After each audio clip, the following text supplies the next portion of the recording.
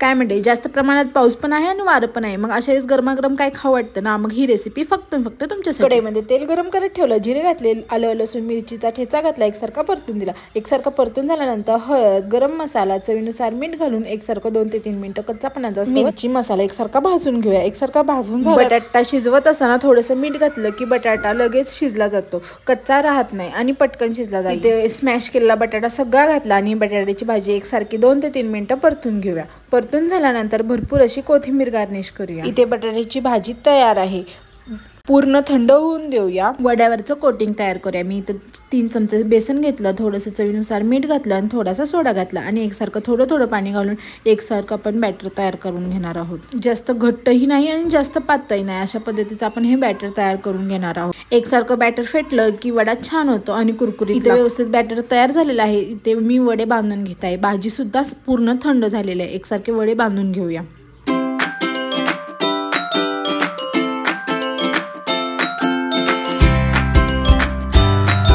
तुम्हाला जर गोल वडे तयार करायचे असेल तर तुम्ही गोल वडे तयार करू शकता। वडे बांधत असताना एक काळजी घ्यावी, पूर्ण भाजी थंड झालेली हवी, जेणेकरून हाताला चटका बसणार नाही।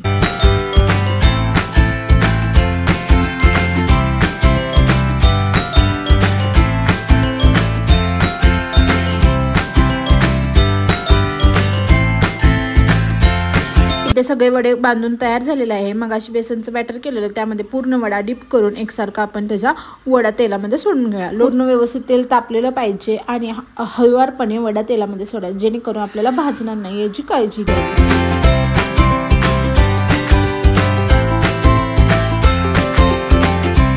एका बाजूने वडा छान भाजलेला आहे, आपण दुसऱ्या बाजूने सुद्धा वडा आपण भाजून घेऊया। पलटून आपण वडा भाजून घेऊया। लो टू मीडियम फ्लेमवर वडा तळला की छान कुरकुरीत होतो आणि वड्याचा कलर सुद्धा बदलत नाही।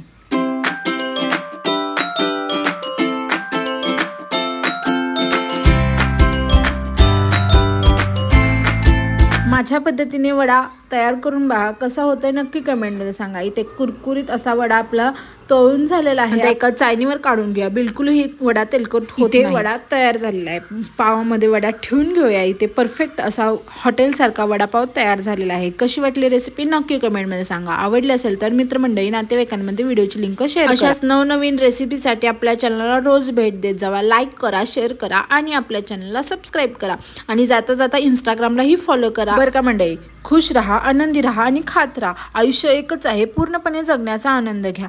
धन्यवाद।